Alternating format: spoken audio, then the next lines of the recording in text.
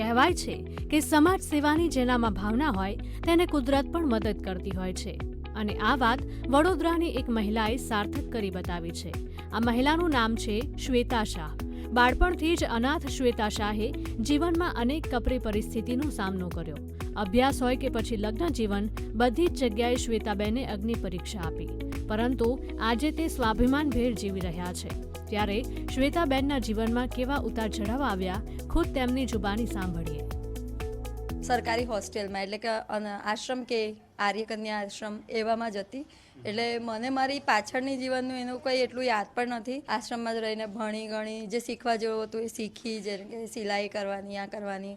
હા, એવું કે થોડુંક અઘરું પણ પડ્યું હતું આગળ વચ્ચે, કારણ કે તમને ખબર જ હોય કે મા બાપને પણ ભણવામાં અઘરું પડે, તો આશ્રમમાં તો બધી બહુ છોકરીઓ એટલે એમને ભણવામાં પણ અઘરું પડતું હતું।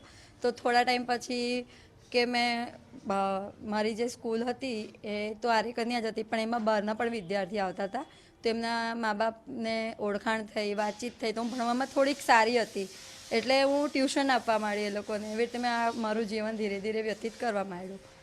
આ રીતે હું આગળ વધતા એ પણ શું કે ઘણીવાર એવું આવે કે લાઈફમાં એવી કન્ડિશન આવી ગઈ મારી આગળ કે મારે ફૂટપાથ પર રહેવું પડ્યું। પણ જ્યારે હું ફૂટપાથ પર રહેવા માંડી તો મને મારા મા બાપ બહુ યાદ હતા। એવું થતું હતું કે આજે અગર મારા મા બાપ હોત તો હું એ લોકોને મળી શકત। કહેવાય છે ને કે અડગ મનના માનવીને હિમાલય પણ નથી નડતો। આમ સેવાભાવ ધરાવતા શ્વેતાબેન મુશ્કેલીઓને માત આપીને અનેક ગરીબ, નિસહાય લોકો માટે અન્નપૂર્ણા બન્યા છે। તેઓ શ્રવણ સેવા ફાઉન્ડેશન સંસ્થા સાથે જોડાઈને દરરોજ 150થી વધારે ગરીબો માટે ભોજન બનાવે છે અને તેને ગરીબો સુધી પહોંચાડે છે।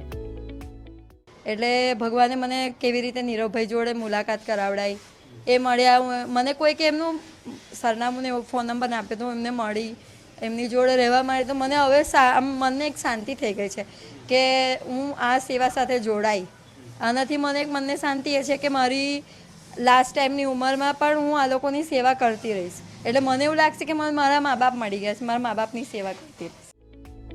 શ્વેતાબેન 150 લોકોના ભોજનની વ્યવસ્થા જુએ છે। ભોજનમાં હાઇજેનિક ખોરાક તેમજ અલગ અલગ મેન્યુની વ્યવસ્થા કરે છે। ફૂટપાથ પર રહેતા વડીલોને માતા પિતા માને છે અને બીજા બધાને પરિવાર સમજીને સેવા કરી રહ્યા છે। મને એક ઈચ્છા બહુ હતી કે કારણ કે હું જાતે રહીને ફૂટપાથ પર, તો મને એ વાતનું બહુ દુઃખ થતું હતું કે આ લોકોને આ માટે હું કંઈક કરી શકું। તો અહીંયા આવીને મને આ ચાન્સ મળ્યો છે તો હું ખોવા નથી માંગતી, અને સૌથી વધારે આનાથી મને આનંદ મળે છે। મારે એક મનને શું કે શાંતિ મળે છે। અને અહીંયા આવ્યા પછી કેવું કે ત્યાં અમે આપવા પણ જતી હતી આ લોકો સાથે, તો ત્યાં ઘરડા લોકોને જોઈએ કે પછી વિકલાંગ લોકોને જોઈએ, એમનામાં સાચું કહું તો મારા મા બાપ નથી, પણ મને એની અંદર છે ને મારા મા બાપ દેખાય। એટલે હું એવું ઈચ્છું છું કે આવા લોકોની હું સેવા કરીશ તો મારા મા બાપ મને મળી ગયા એવું લાગે છે કે બધું મેં જે ખોયું છે ને એ મને એવો આનંદ મળી રહ્યો છે આજે કે મેં કશું ખોયું જ નથી, મને બધું પાછું મળી ગયું છે।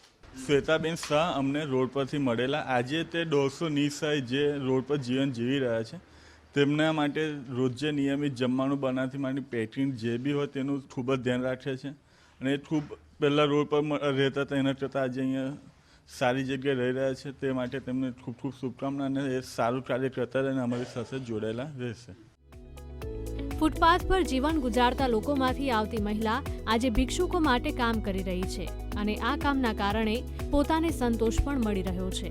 સાથે જ શ્વેતા શાહ અન્ય લોકો માટે પ્રેરણાનો સ્ત્રોત બન્યા છે। કેમેરામેન કિશોર ક્ષીરસાગર સાથે માનુ ચાવડા, વીટીવી ન્યૂઝ, વડોદરા।